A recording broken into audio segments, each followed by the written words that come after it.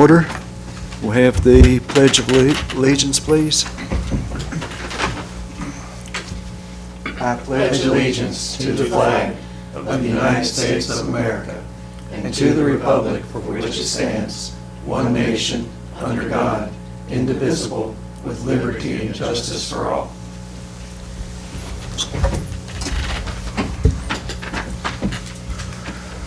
Can we have the roll call, please? Mr. Good? Here. Mr. Seaward? Here. Mr. Stombaugh? Miss Stombaugh? Sorry. Mr. Sowers? Here. Mr. Huffman? Here. Ms. Dixon? And Mr. Schaefer? Here. Okay, we've had our agenda for a few days. Any additions or deletions from the agenda? Okay, we'll follow the agenda then as distributed. And we've also had the minutes to read through those. Any additions or corrections to the minutes?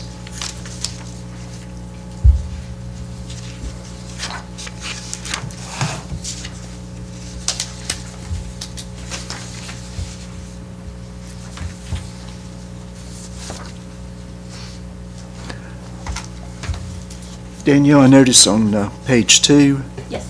one place there, Tracy's last name is misspelled. Yes, thank you. I will fix that for you guys.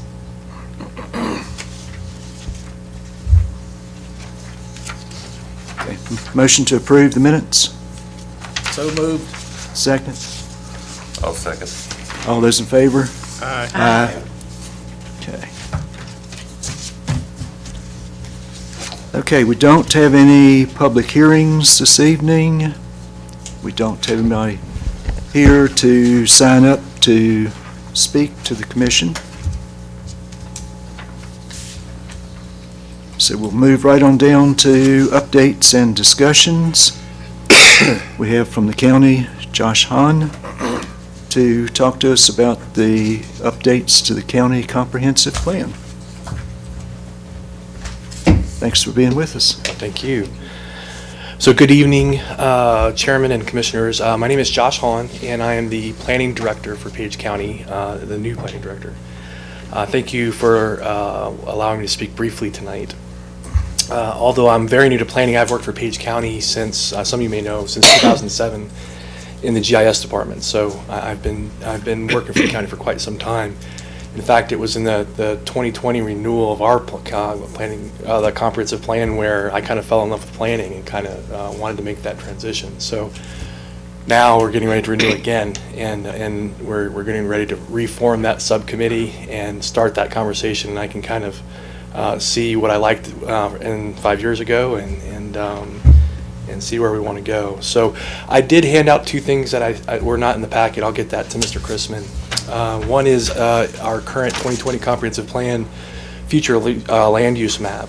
I included it because it kind of shows you where the community service area tiers are for the town of Luray and the other two towns, which I'll be referring to very briefly tonight. So that's the current plan. I can tell you that was the original version of that a few plans ago. Was created while it was in GIS, but I didn't have any part in it. I did have a part in updating those plans. I can tell you the only real consideration that occurred at that time was moving the CSAs to the current town boundaries as they had been adjusted in the meantime. Except we did have one minor adjustment to the west side of the town of Stanley. So all that said, I can't tell you the entire methodology for creating those service areas, and I can tell you from the planning perspective, we base a lot on that when we're considering our SUPs and rezonings. We're looking at our comprehensive plan and what it says regarding those community service area tiers. So that speaks to the kind of cooperation that I'm looking to have, and I know the Planning Commission at the county is hopeful to have with each of the three towns on their counterparts. We really want to be intentional about redrafting where those areas are and why they exist and what rules and standards of development should exist in those areas with respect to housing and infrastructure especially. So we will be forming subcommittee soon and that subcommittee will, again, include planning commissioners and volunteers from the public, but we hope to engage the public more and more effectively this time, but more than we have in the past, I guess I should say. And so I have a list of questions that I'm hoping our subcommittee will answer out of the gate. They'll have their own list of questions, I'm sure, too, but I'm hopeful that we stick to some general questions at first and kind of let those guide the process. So if you don't mind, I'll just list the questions that I have. I'm sure they might be kind of in line with the questions you guys are beginning to, your body is beginning to ask yourself. So do we need a revision or a more comprehensive reorganization of the comprehensive plan for the current cycle? What is missing from the vision? How realistic are the current policies and goals? What actions currently listed are not taking place and what actions are missing? And how can we engage the most stakeholders and residents and make this a more public process than it may have been in the past? And I think all of these questions are relevant to cooperation between the county and the towns, perhaps mostly those last two. And I've known Mr. Christmas since I've started with the county, and we have these conversations all the time. Some of the things that we think that the cooperation can start to answer are, realistic CSAs that align with the town's plans, which I've already discussed. Having a realistic process in place for BLAs so we know what that looks like before we want to have one, and including for infrastructure. And of course, coordinated development review to include, I think sometimes, at least on the county side, we pat ourselves on the back when we can get some residential development right outside of town, but it's not enough to do that. If we're doing large lot rural residential development right next to R5, that's not really consistent with what the town's plan was. So we'd really like to coordinate more as we move forward in our comprehensive plan. I'm hopeful, and our planning commission is hopeful, that we can work together on that. Since we're just starting our process, and you all are as well, I don't really have any specific I can answer general questions, but if you have some more specific questions, I may need to get back to you. Again, I'll reference that one document I handed to you that speaks to towns and the CSAs in our current language. I'd love to hear what you think is missing from that language right now, or what's there that's just not adequately being performed. And that's all I have. And again, happy to answer any questions you may have.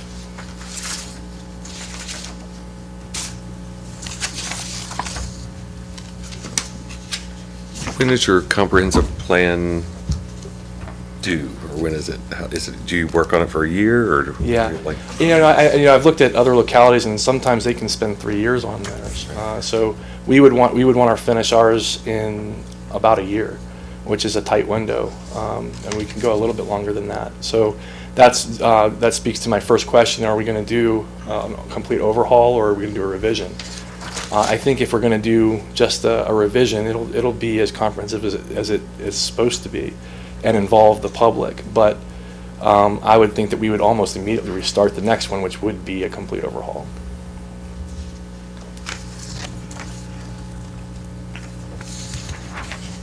I know we kind of did a complete overhaul in our last comprehensive plan, because one we had about 10, 12 years ago was more of a historical document, almost was a novel, and it was, 100 plus pages, so I know that it was really concentrated effort when we did this to change the dynamic of it, to change the verbiage, to change the whole outlook towards it. And I think this is much more user-friendly as opposed to what we had when, it was interesting, but it was more like something that we should be learning from, like as far as this history of the town and that sort of thing, what we had before. So I think that being concise, I think, has really been helpful.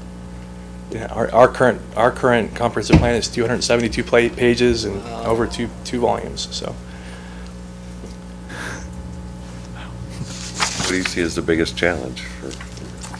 with the actual comprehensive plan or challenge, okay. Yeah, either. I think the biggest challenge is being very deliberate and working with 3 different towns and their very different plans, and coming up with something, and especially something that we can actively use in our current subdivision and zoning ordinance reviews. And so I just, the biggest thing I want, especially coming out of GIS and mapping, is better CSAs. That's probably, you can see that in my focus. So I think that'll help us a lot. And not just the mapping, but what in our primary and secondary, what do the towns want to see in those areas for 5, 10, 25 years from now? That's the biggest challenge. It's 4 different governments working together at the same time.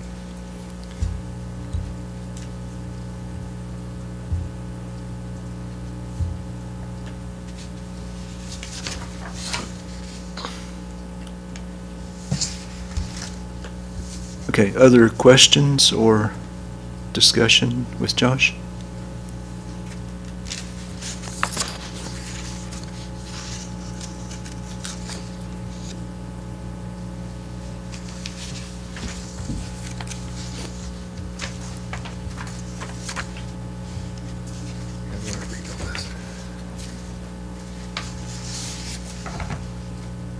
Okay, so this is the language from your current plan? That's most of the language that will refer to the town or the CSAs, yes. So that's really, the CSA part is really where you want us to kind of fill in.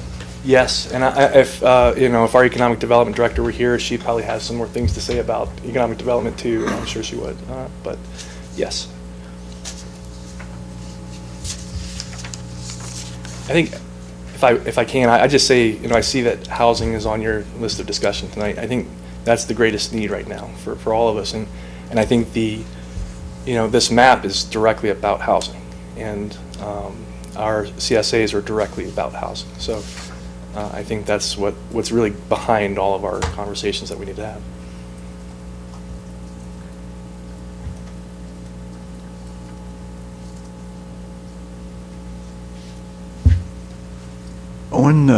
On the housing, in the county, do you need 5 acres to put a single-family home on?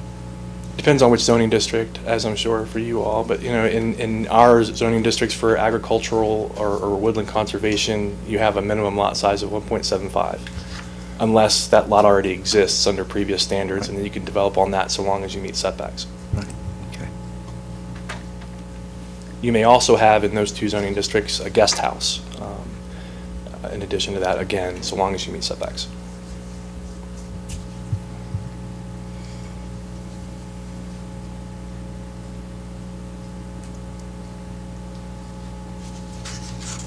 I certainly think housing's our most, deserves the most attention. With our location next to Northern Virginia and our popularity, we're only going to grow. We need to manage the growth and make sure we've got the things we need to accommodate the people that are moving here, not just housing, but infrastructure. Yep. But it's a good thing. I can't think of any community our size in the state that has any type recognition like we have. It's amazing. But we just have to figure out how to manage it. How are you dealing with like data centers? I've heard rumors that data centers are coming our way and to replace the solar fields. Yeah, I would say that conversation is just barely starting. Of course, in our zoning ordinance, you're not allowed to have any use that doesn't exist in our matrix, and so that use wouldn't fall under any current use. So we would have to specifically allow for it. And I know that we've had, there's been conversations about what that might look like, but not at any planning commission or board level. That's, so if it's there, it's just barely there.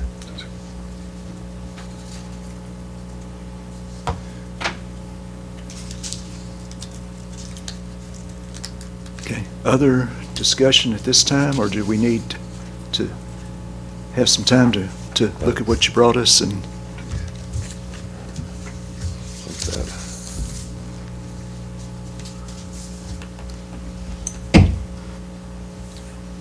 other questions or discussion? Yep.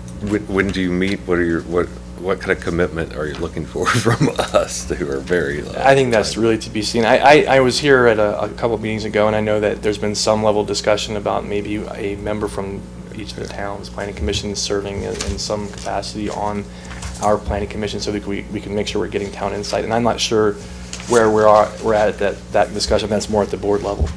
I think that's a good opportunity. I know that our planning commission would love to talk to you all if you ever wanted to reach out. You can also do joint sessions. It's something that we'd have to intentionally plan for. I think it would be helpful to have something like that with each of the 3 towns at least once during this comprehensive plan process. But in direct answer to your question, is we meet on the second and fourth Tuesdays of the month, and we're currently running 2 separate subcommittees, one on zoning and one on subdivision ordinance revisions, and this will be a 3rd one if we were to start that immediately. And those vary when they meet.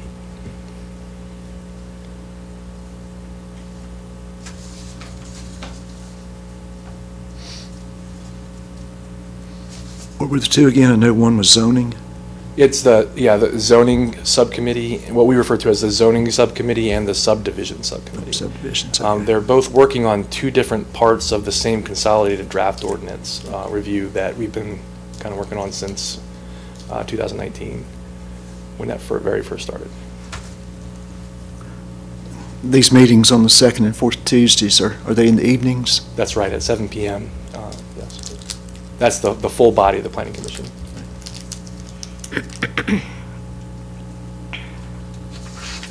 And do you have 5 members now? We do have 5, and again, working on maybe having more than that. We could have as many as 10 as our current bylaws allow for, but right now it's just 1 from each district. Yeah, because I know it used to be more. It used to be 10, yes. Yeah.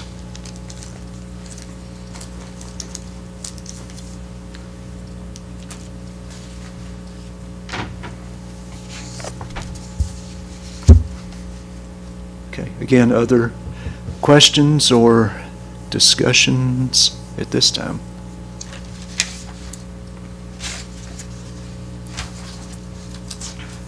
Okay, well, thank you again, and we each have a process for a year or so. Yeah. Well, thank you very much for your time. Thank you. Yeah, Thank you for coming.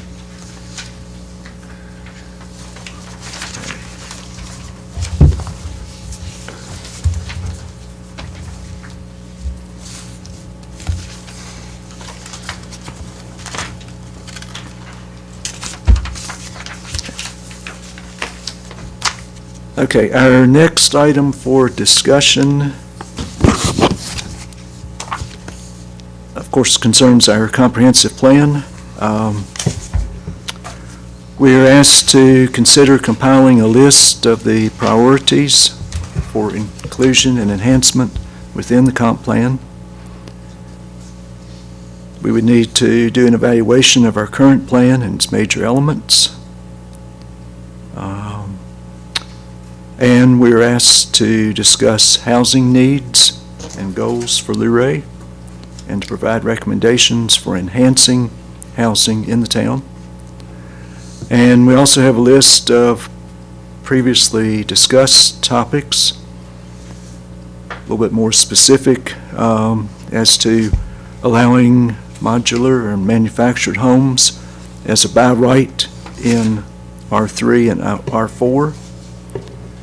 Considering existing and new lot area sizes for new development, evaluating the subdivision ordinance criteria for better planning and development for residential uses, and evaluating the current setbacks for the various zoning districts, and examining current by right and special uses for potential changes to encourage more affordable housing.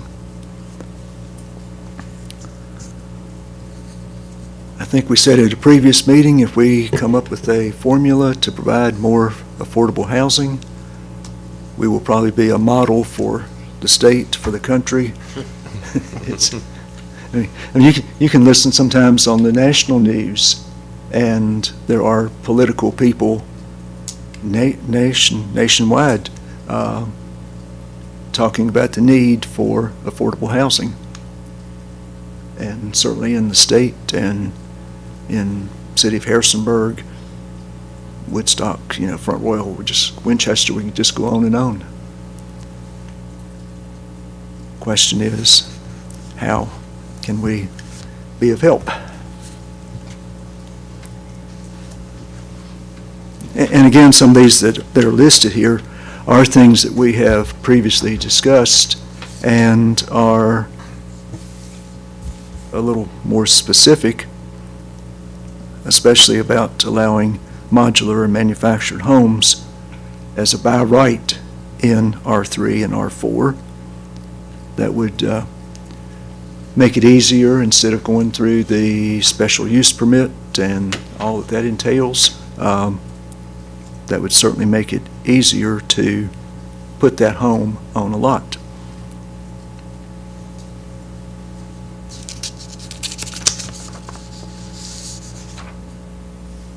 Okay. Do we have thoughts on those matters or discussion at this time?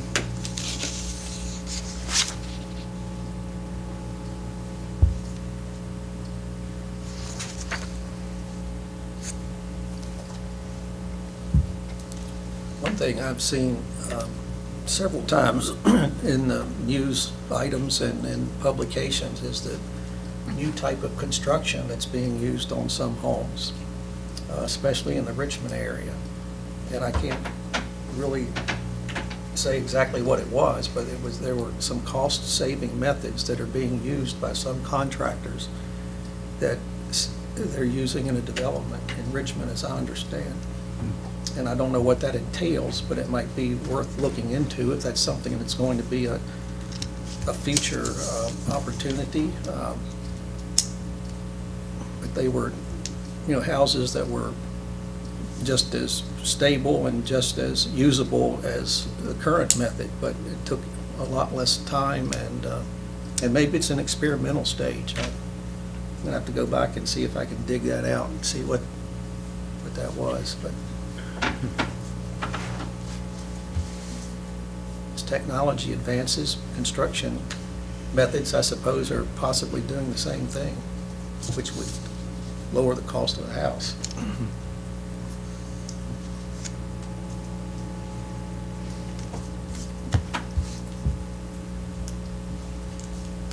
And one thing that we certainly know, if we look in our plan from 2019, one of the housing projects that was in there was the one developed by People Incorporated out near the airport.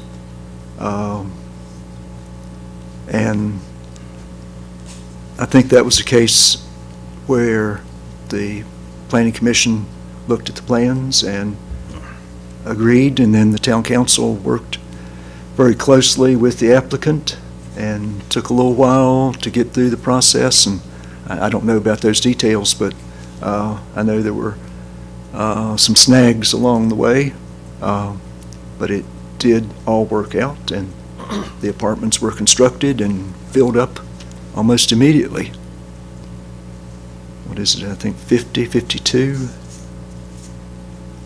I think it was around 50 or 52 units that were added, which was a good thing.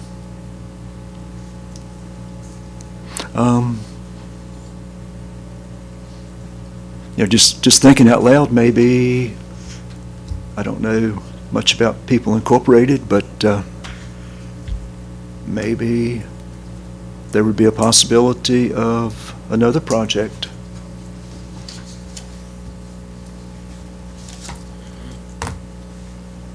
I know they had looked at some other locations before they settled on the property out near the airport. Again, maybe that would be a possibility for a project to add some more apartment units. I think it'd be interesting to find out how many, fair-sized chunks of land, like was out behind Walmart, exist in the town limits now. Is it or more? I mean, as you go through the roundabout there at the tower, that one whole area that goes back toward, I guess it's Forest Hills, is available for development. I don't know who owns it, but I think that's the way the roundabout was constructed, the way it was, so that the road could lead up into that area. Now, whether they would be modest homes or luxury homes, but I wonder what sizes of property are available or that are within the town limits? The guy that used to own it, Gary. Majeska. He sold it to, guy works, what's that construction company in Winchester, the big one? They have, there are plans on their Got the red, website. got the red truck. There are plans on their website for that development. Because Jerry leases it out for the hay. I mean, there is property available. That big property beside the Mimsland, has a for sale sign on it, which would be good for some use of housing, I would think. And some of it, like out close to where I live, Yeah, I didn't, there's big fields out there. But the current zoning would probably Prohibits not apartments. result, it wouldn't result in apartments, Right, we talked about that at one of our meetings too. and probably not in what would be considered affordable housing these days, because of the lot sizes. And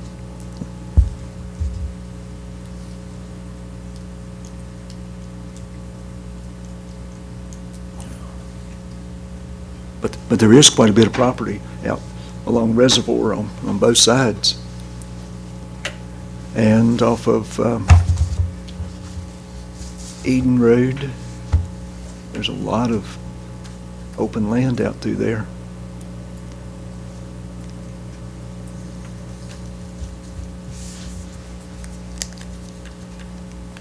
Well, I think as we work through our discussions about the comprehensive plan and what our goals and priorities are and what objectives we're gonna have, I mean, I think first and foremost, we need to evaluate what we have in place in the ordinances and make sure that what we have is not restrictive to the point where we're discouraging developers who might want to develop in the space that we have available. Well, that's what I'm saying with the Yeah. property that's on Right. R1 or R2, where you've got to have 10,000 square feet or 15,000 square feet. And then the developer has to, of course, put in the streets and the curb and gutter and the water and sewer lines and recoup all those developmental costs. And the house prices are way up there somewhere. Right. It's just, I think two of the things we're gonna really have to concentrate on is allowing modular manufactured homes and then also consider lot sizes. I mean, that seems to be staring you in the face. Mm-hmm.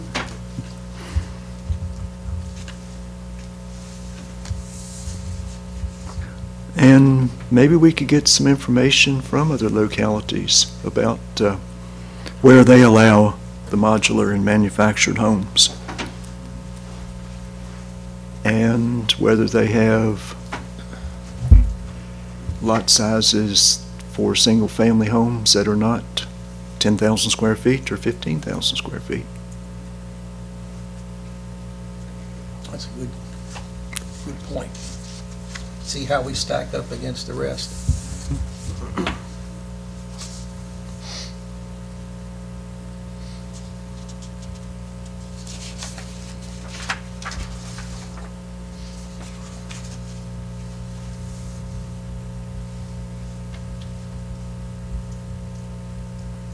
Yeah, because there's several towns along 81, I think, that have, like Strasburg and Woodstock, that are probably a few years ahead of us as far as growth and expansion, maybe with locations, so that may be a couple good targets to see how they've handled the last 10, 20 years.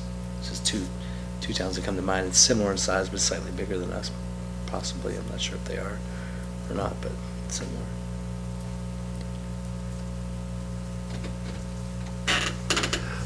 And we probably would have to recognize that Um,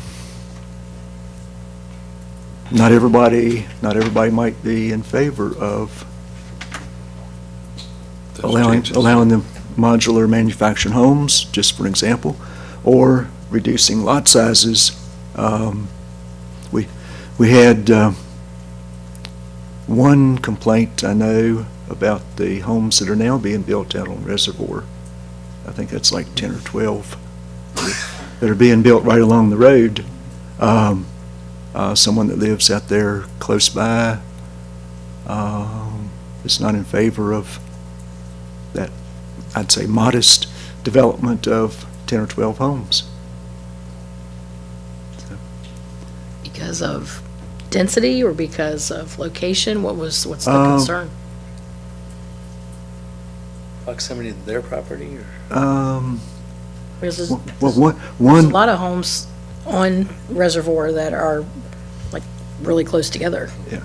already. I mean, I can't imagine that what's being built is any closer together than what's already there in some No, places. I think part of it was maybe that intersection of Eden Road and Reservoir, where it's really, really hard to see if you're coming out Eden. Mhm. And then, of course, you've got driveways that are there along Reservoir, and I think it was a lot of traffic concerns. Gotcha. And another thing is taking up land. If we're talking about residential development, there would be a question about taking up what has always been farming land. I know it's in town, but there would be a question probably about taking up land that's always been used for farming and making a subdivision. I mean, that concern might be out there too.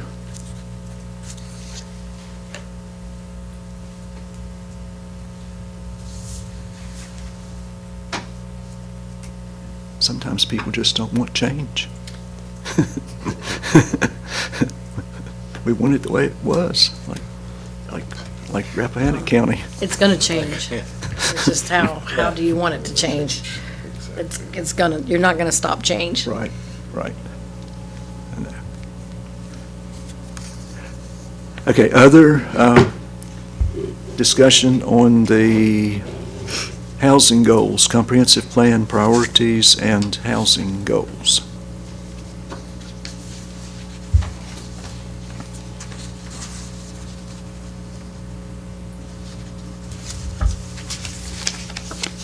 So when is this the beginning, the formal beginning of our process, or is there a kickoff, more formal kickoff to this? This is my first time, so. I think, yeah, we're getting started, yes. Okay. I think it's, here's the plan, take it home, read it, Mark it chop up. it up, mark it up, and, Yeah. you know, come back with just comments. And especially on the housing, as we were just saying, if we can get some information from what some of our neighboring towns have done. So I'll get in touch with Strasburg. I've talked to Strasburg.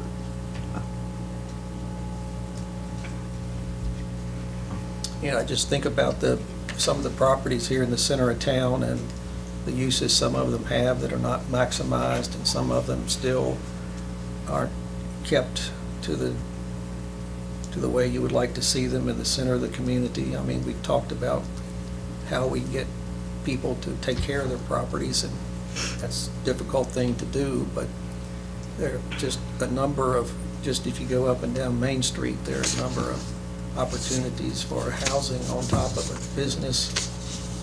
And I don't know how you go about that, but it would be good to think about that and find if there's a way that we can use some of the places we already have that I just don't think are being used to, to the best of their benefit. So maybe we could look into what other communities have done as far as incentives, Like, to incentivize people I know to. Main Street has a mixed-use grant like that, things like that could be available to some property owners who want to convert some of their property into apartments up top.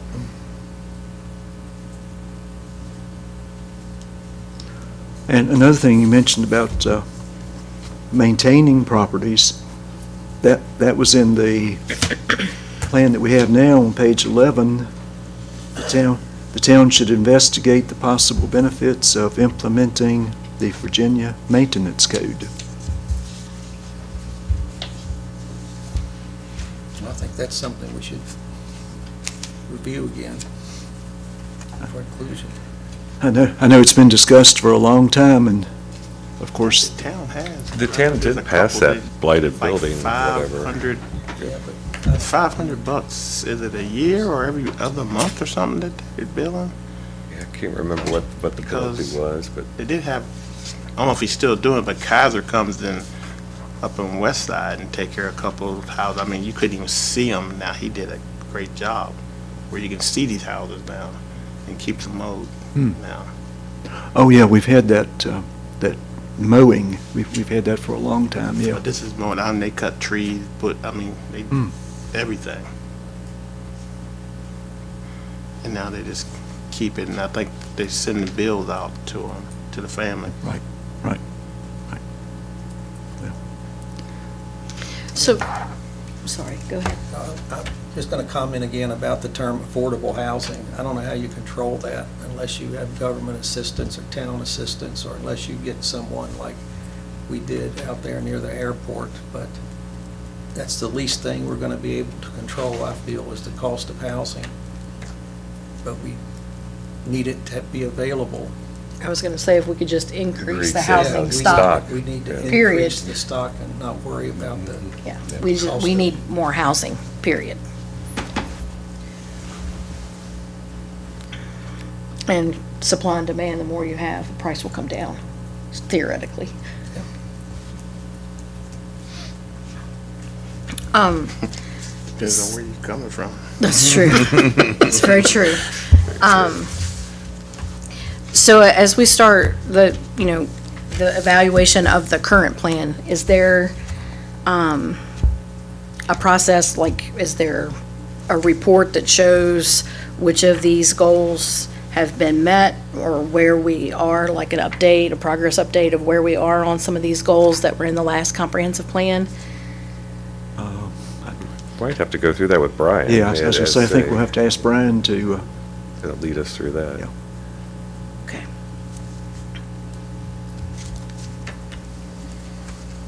but Ronnie, I liked your idea of getting some comparisons. I mean, if we talk about reducing the size of a lot, what is it, 5 feet, 10 feet, 15 feet? What are some people doing? That'd be very beneficial, I would think, if we could uncover some of that information from some of these communities around us and one on the interstate, and like you mentioned.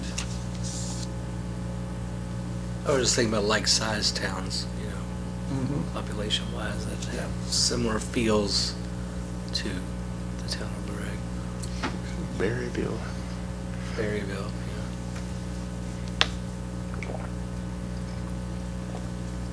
They got hit real hard. Who's down there talking about exploding? okay, other discussion here, especially on housing. Well, I mean, this was done too, if you remember, this was done pre-COVID. Right. So it's kind of interesting it'll be interesting to go back and read things. We're talking about housing. I mean, look at some of the table of contents headings: recreation, quality of life, community enhancements, economic development. Those things, I think, have become very important to people that are buying into the area. That back in 2019, they thought it was kind of fun to come down here 2 weekends a year. And then they decided, I want to get out of Dodge because the air is it's cleaner, it's better quality. I don't have to worry about masks for the next year. I can buy something 3 times the size for half the price. It's a lot of different factors, I think. So it'd be interesting to go through and see how these things have changed. But I'm looking at our table of contents is listing some of our, some of the things we want to really, put out there on, a marquee with quality of life, recreation, arts and culture, that sort of thing for a small town. I think it's, I don't know. I mean, I think that might have, that's changed the way housing was talked about or thought about in 2019 compared to what we're going to talk about in 2024, 25. So. We have the same assets, but they're probably a lot more important now than they were then. Right, yeah.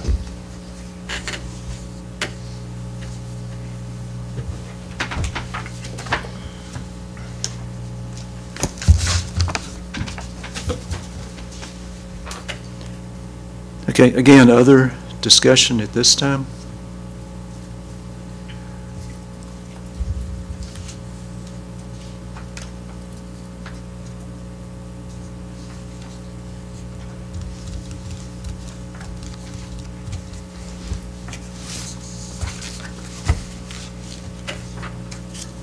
Okay, if we're ready, then let's go ahead and talk about another housing issue. Lodging houses or short-term rentals. And we've looked at this sheet here last couple meetings. And we know that we're requested to formulate and make a recommendation regarding lodging house regulations, allowances, and use in town. We have the appropriate code sections, and there are some recommended options that we can consider to recommend to council, and suggested motions going from the one option to just leave things as they are and think that the market will probably take care of the ups and downs of short-term rental availability. Option 1, again, would be to leave things as they are. Options 2 and 3 would make minor or major changes. And option 4 would be at the other extreme, to take lodging houses out of being a use under Appendix A in the zoning.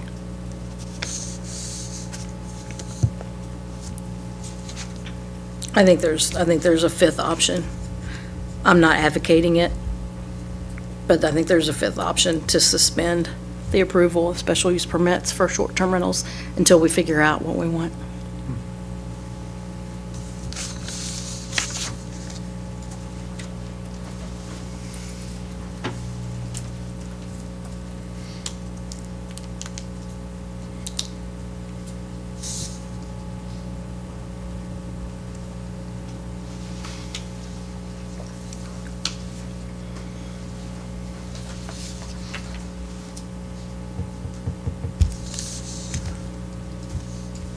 Okay, is there other discussion that we need to do on this at this point, or are we ready to make a motion and recommend some action to the town council?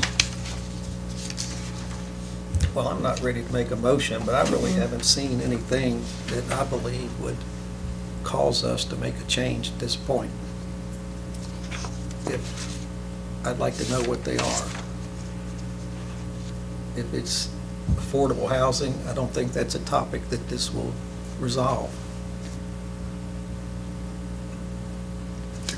Do we have any coming up in the future? Do you know what's on the agenda? I don't know without Brian. Had No, to. I don't know. Just wondered what the trend was, if we're trending up or down, or where we're heading. No, but I know we've heard lately that some that were Yep. being used as short-term rentals are not being used now, Going to long-term. long-term rental, or Or selling. putting the property back on the market, yeah. Well, Mr. Chrisman had provided the Section 519, the lodging house regulations for us to review, and also a list of options to review, particularly the potential Chapter 519 changes. He's got enumerated 8 items there that he wanted us to talk about and consider, potential zoning district changes. And then he wanted us to consider whether or not we think we should allow special use permit in R4, R5. It's got consider by those districts on the chart.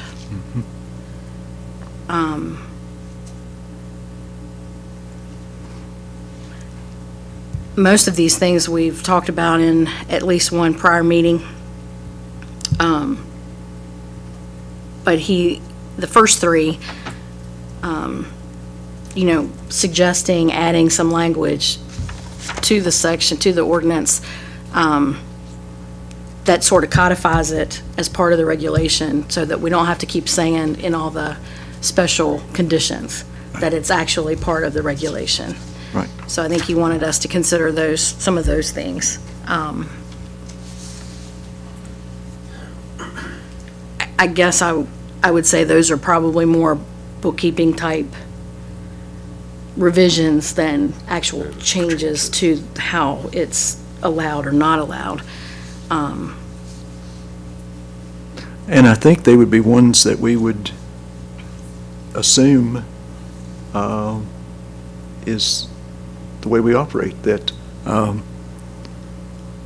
the entire building is rented to one entity at a time, that it is a business, and that the definition would be clear and distinct to show it's clearly and distinct from a bed and breakfast. Yeah, I think those would probably be ones that we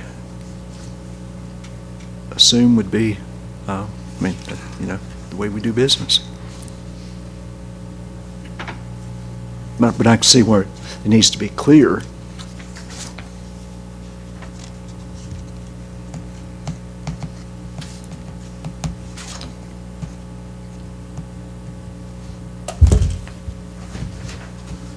I think we continue to review it for another month and then come back when Brian's here and figure out which we want to codify in the code.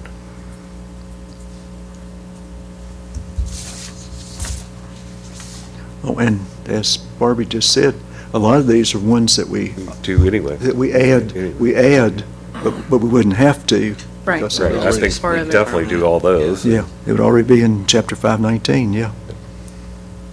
Makes sense. When was the last time that the section 519 was revised, updated? Was it?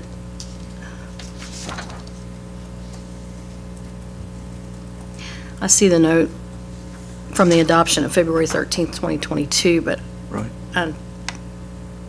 that was just to avoid duplication with what was in 518. Right. I don't know that was updated.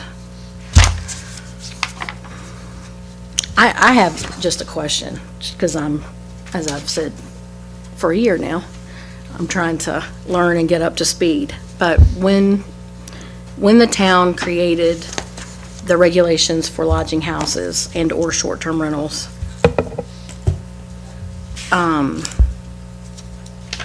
do you guys remember what the discussion was about why short-term rentals are 14 days or less?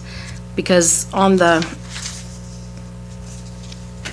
agenda item, the second page of that, under the definition of a lodging house, it says leisure or vacation use, that's the end of the sentence, for periods of 30 days or less. So there's been a distinction made between a lodging house and a short-term rental.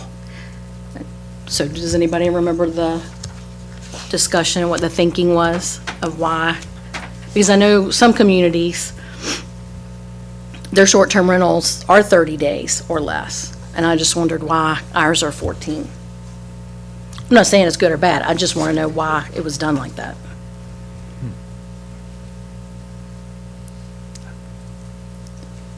I probably don't remember that discussion. Because long-term rentals are 30 days or more, and short-term rentals are 14 or less, so what happens to the people that want to rent 3 weeks? And I've asked before, like a traveling nurse or a doctor that needs to come here for a couple of weeks to do something at the hospital, their only options are a hotel, which we have so many of here in town,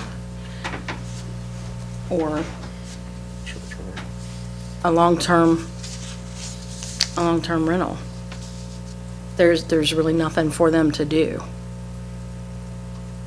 So that's why, I mean, that's just one example that's top of mind for me of why, I'm just wondering why it's 14 days.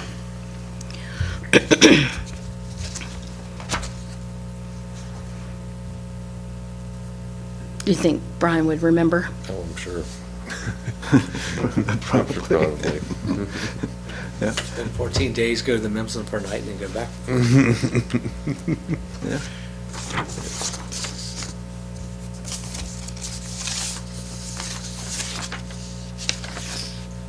Good question. Or even, park ranger that is here for a period of time that's not, less than 14 days or more than 30 days. Well, I was talking to a lady recently whose sister had passed away. She and her other sister lived out of state, and they came here and were settling her affairs, going through the house, but they were here for almost a month. I'm not sure what they did for housing. I didn't ask them that, but, just saw them in passing and had a conversation. That's what they were doing in town. Right. And one of the reasons I'm asking is because, the shorter that time period is, the higher the turnover is. So in theory, the more traffic you have and the greater the impact on the community. So as we're talking about, potential changes to zoning districts that we either want to allow or not allow or whatever, change or not change, the turnover and the traffic impact to the community would be part of what we're discussing, whether we decide to do that or not. So I just would like to know why we picked 14 days. There are some places that limit how many stays you can rent within a 7-day period.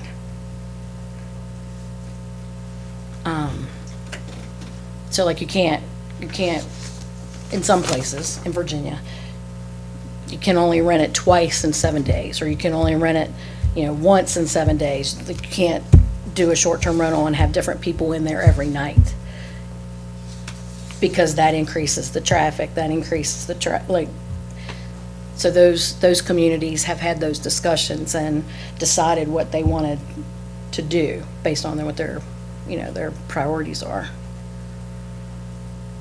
So I think we need to figure out what our goals are and what we care about, so that we can decide what we want the regulation to reflect. Well, I'm not sure about all properties around here, but I know with the Airbnbs, often because people are relying on people that have other jobs to help clean the houses, they can't do it and stuff, so often, they're cutting a day out in between, so if somebody leaves Tuesday, they won't rent it till Wednesday night at the earliest, just for that reason. Just logistically, it doesn't work because very few people in our community are professional Airbnb renters / cleaners, you know what I mean? Right. So they've got a school bus driver that's helping them clean Right. in between the run, that sort of thing. So, I don't know. I'm not saying somebody couldn't do it five times a week, but. No, I was just using that as an example. Yeah, exactly. I would I think. mean, those are the kinds of things I think we need to think about. And some of the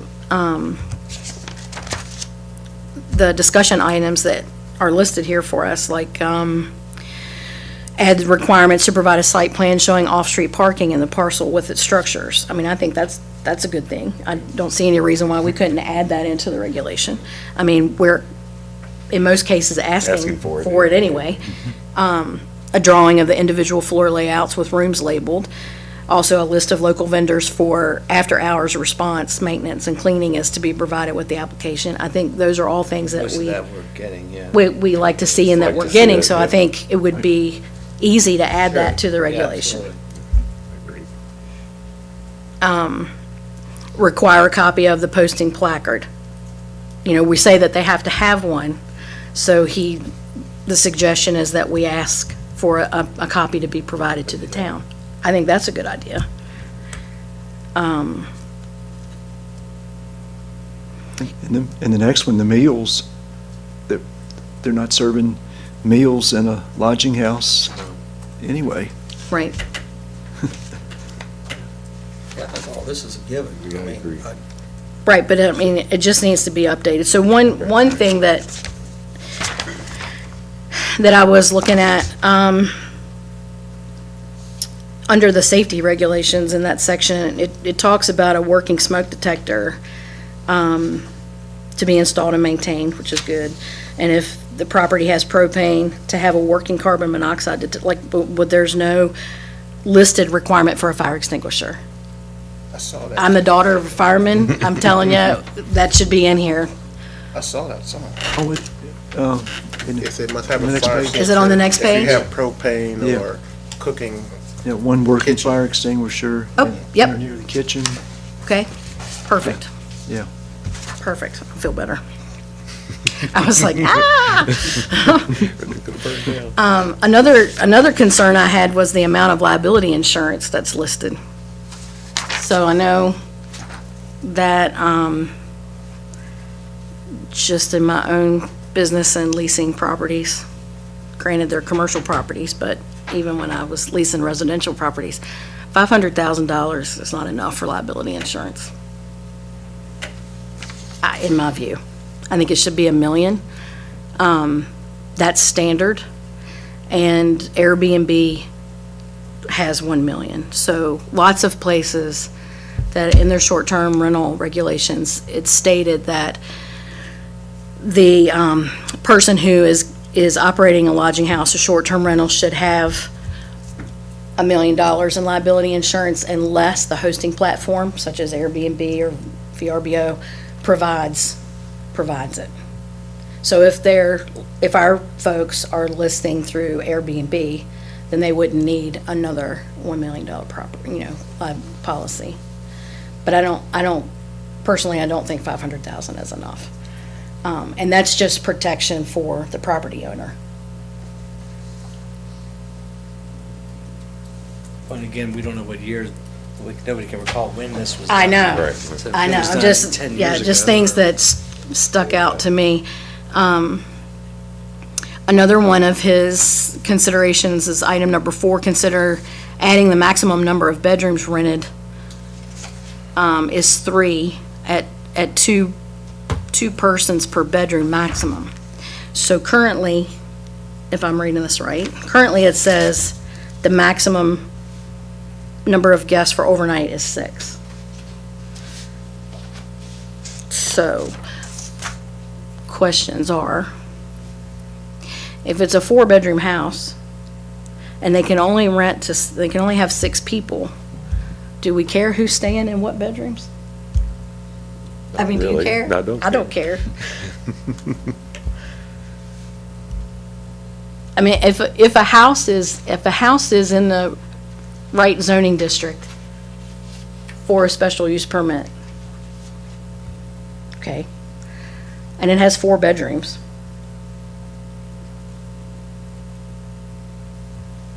and we limit it to 3 bedrooms, then we're telling them that even though they're in that district, because they have an extra bedroom, they can't be a short-term rental, even if they adhere to the 6-person maximum. So I think I think if we, that suggestion is to make that change is too restrictive.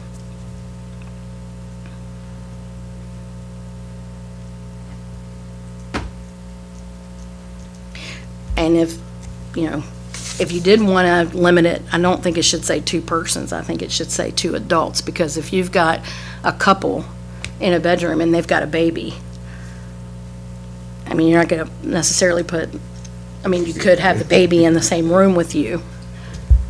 I mean, there's just lots of, And you think like parking was taken into consideration when that came up? Because I'm just wondering, like, instead of saying 6 persons, because somebody's like, oh, I have a 1-bedroom and there's 6 people can come in there. Typically, that type of clientele with 6 people in 1 bedroom are gonna be like 6 guys here for a wedding or whatever, and they're gonna have 6 vehicles or 4 vehicles or whatever because they're coming from different places, as opposed to 3-bedroom, 6 people, you typically think family, you know? or- Right. Or couples, you know, as opposed to 6 people in a small place, you know? I don't know. I don't. So the off-street parking, currently it says It says off-street parking would is be one- required for all guest vehicles. Right.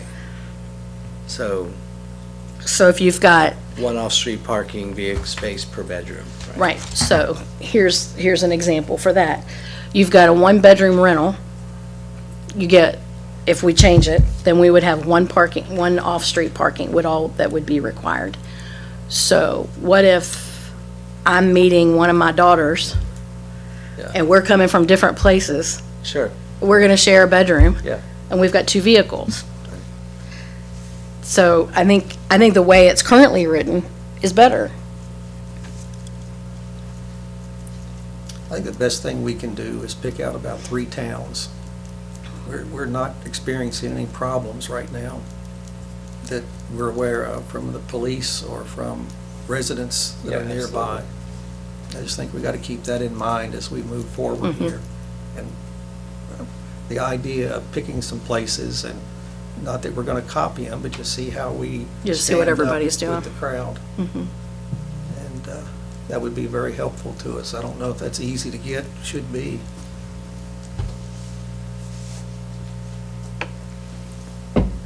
But I was concerned, you know, when we began to get the special use permits and that began to mount in numbers, that we would experience problems. But to my knowledge, or from the reports from the community, we have not. So we must be doing something right, or we've got nice people using our properties. Well, and I think we can probably credit the property owners for Yep. making sure things are done properly. And as we've said a lot of times, those property owners have invested quite a bit in renovating and bringing that property up so that people do want to rent it. So they want to make sure that it's going to stay that way.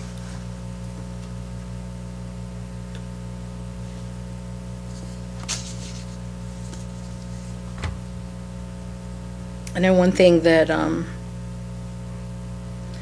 that Richmond is doing, because their regulations are pretty restrictive, I think, because they made a choice that they wanted to preserve their neighborhoods. But as we're talking about possibly opening up, or, other zoning districts for short-term rentals, if that's something that we want to do. One of the things that they do in Richmond is that only property owners who reside in the property can do short-term rentals in some of their zoning districts. And they specify how many days of the year the owner has to be a resident of the property. And we had some of those discussions in folks that applied for special use permits in the development behind Walmart. It was one lady that said, I own this and I live there, but I'm not gonna live there all year. I'm gonna be gone for 6 weeks at a time or a month at a time or whatever. And I wanna be able to, have somebody occupy the house, number one, to take care of it. And,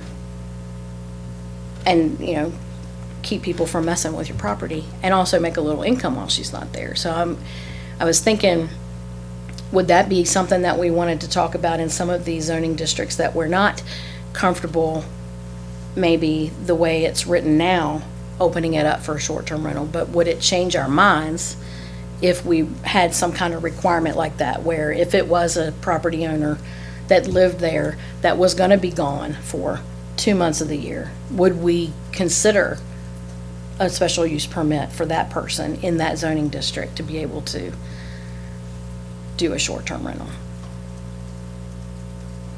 I don't know, I think those are all things that we could talk about. But I agree with Johnny. I think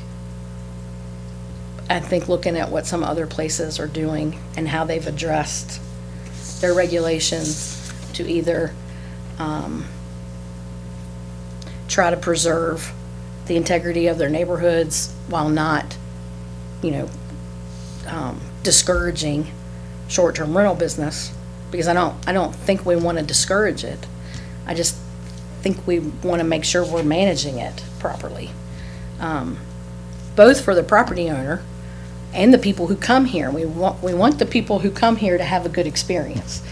So if there's anything in these regulations that we can add or be more clear about, that would improve their experience, I think that we should look at that too.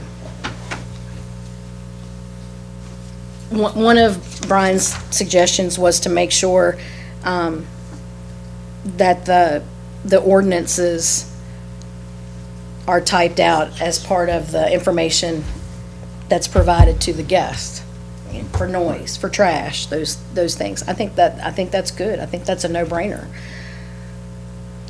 I mean, I certainly saw that last year when we went to Colonial Beach and got a Airbnb. I mean, all that information was provided. All of Colonial Beach's ordinance. What do you do with your trash? What do you do? All of it was spelled out. One thing that interested me about, this whole process was I guess we'll know in a few weeks after the legislature if they accept everything that the governor has given to them, what is the fact of all of the rental Airbnbs and the verbos of the year are going to have to give individual, the bill was to give individual tax records of each one. And I think we said or maybe Brian, there were 84 people advertised for short-term rentals and only, 35 had permits. Yeah. And that's something that might get resolved this month. I know the companies were fighting it tooth and nail, but we would certainly know who had. But I don't understand why they fight that, because they're collecting the tax. Okay, they're collecting the tax. So in their accounting systems, I'll guarantee you that those properties, those Airbnb account holders, their clients are tagged in their system with a number, and they are collecting the tax, because attached to that is the municipality that they have to remit the tax to. So they already have the account number of the Airbnb, the property address, the locality that it gets remitted to, and the percentage. And their system is making that calculation, and it's remitting it. The information is in their database. I do not understand why they cannot print it out on a voucher that goes with the check. That makes no sense to me, and I don't understand why they don't want to do that unless they're not collecting from everybody, like they say they do. And so I hope the governor is successful in getting that done. Keeping the money. Right. So, And then I would think that the owners of the Airbnbs would want to know that. But I thought they said they were getting checks and don't know where they're coming from, Well, who they're coming from, but they're getting the money for them, but they just don't know who they're coming from. That's the issue. yeah, it's something like that. But it's- But- So I don't know if that's But been the- resolved, but hopefully it was going to help the town of Luray make sure they got their tax money from any of Was those. that- well, and that people that are operating an Airbnb have a business license. Yeah, Was that, as a customer, you certainly see that. It might be a $200 a night rental, and then there's the tax and the cleaning fee and all those things added on. So the taxes are, as a customer, you're paying those, Right. or at least it's on your bill. sorry to bring it up because I don't know what the result was. But No, that I'm was- glad you but brought that it was up. the- But it's gone before the legislature before, and they didn't do it. That's been, I don't know how many years, was that before COVID? That it was being discussed and it didn't happen. understand the realty people are one of the largest contributors to the General Assembly in Virginia. But enough people ganged up on them to make it very difficult not to provide Yeah. it to them. I maintain the information is already in their database. There's no reason why it's just a matter of changing the setting and having it print out on a voucher. They already have it. Or they wouldn't be able to remit it to us at all. So I hope that gets done. That would help. If we have 84 and we're only getting the money for 35, We're trying to remember what. Right, whatever the we numbers discussed are. Some time ago. Mhm. I'm sure And I the remember- county's the same way. You guys have it all figured out, don't you? We're having similar conversations. I remember a discussion, Danielle saying that, the other Danielle, not that Danielle, said that trying to reconcile what comes from Airbnb to what the short-term rental owners are submitting at the end of the month is crazy. And they try to reconcile it, but they can't. So if that gets passed, that would definitely help the office be able to reconcile those tax numbers, because, correct me if I'm wrong, but doesn't this say that people who own short-term rentals are supposed to either submit the tax or submit the amount of the tax that's coming from Airbnb? Aren't they supposed to provide that paperwork to the town every month? Whether they send a check or whether it comes from Airbnb, aren't they supposed to send the totals? I don't think so. I think we say it Total's the matches tax up. they collect. Then if it doesn't get passed, then maybe that's something that we could do to tighten it up. Because at the end of the month, in my business, I have to remit sales tax. So even if there was another platform that was gonna remit that sales tax for me, I still know what it is. Because it's coming out of my bank account. So there should be no problem in having somebody fill out a form and getting that to the town to make their reconciliation easier. I think that's a no-brainer.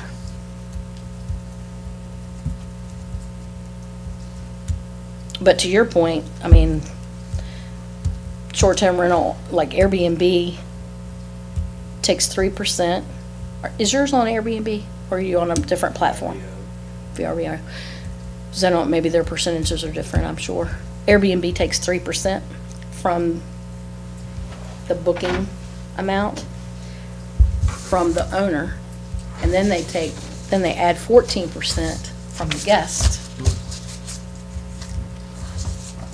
So they're getting in service fees, they're collecting 17% off every, and their service fees are to cover administrative costs. Well, I think somebody for 17% could push a button and have those addresses and accounts print out on a voucher.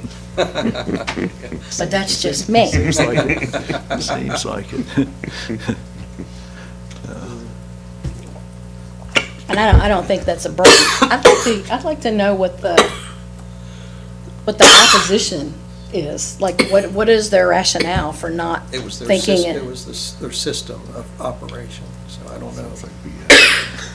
Yeah, I'm gonna call you know what on that.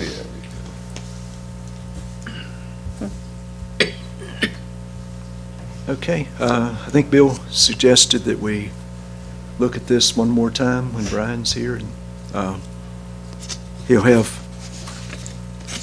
maybe some more of the information that we've asked to look at from other localities.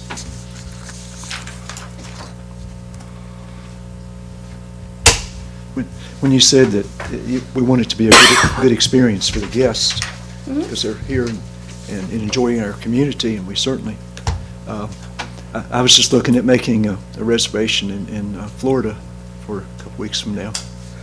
And I looked at this property, and all these reviews were 10 out of 10, 10 out of 10, 10 out of 10, 10 out of 10. Excellent reviews. Then there was one that was 4 out of 10, and kind of some minor things. So the person from the property that responded said, well, I'm from the deep south, And I was always told if you couldn't say anything good, not to say anything at all. Because every other review, and there's like 100 of them, every other review was like 10 out of 10, maybe a 9 out of 10, but everything else was 10 out of 10. Family members. Can't say anything nice, don't say anything at all. Oh, okay, is there something else we're going to do on this tonight, or? If you wait. Yep. I like the idea of getting some information from other places. Frankie's working on that. What I want me to ask to talk to Mr. Osborne here. I would think any ideas the staff have, to even assist us. What are some of their thoughts on these things? I mean, I'd be delighted to hear from them if they have ideas on these specific footage from this house to that house. Oh, on the lot sizes and such? Yeah. Mr. Chairman, is our next meeting the 8th of May? You know, I looked at that today. That's the second Wednesday, of course. But then the town council doesn't meet till the 13th. Right, we always meet after, after their second Monday, right? Right, so I was thinking the 15th. That would be perfect. I won't be here on the 8th, but I will be on the 15th. Yeah. Yeah. Oh. For some reason, I had the 15th marked. Oh, good. Well, then it is the 15th. I wrote down May, and I left it blank. But I was thinking the 15th. Yeah. This is one of those rare times, Yeah. because of course May 1st is on a Wednesday, so I believe it will be May the 15th. Until Brian tells us. Yeah, I'm looking up on the town website, their meeting's Monday, May 13th, so Okay. we would always meet after that, I think. Okay. All right, any other discussion or questions or anything at this time?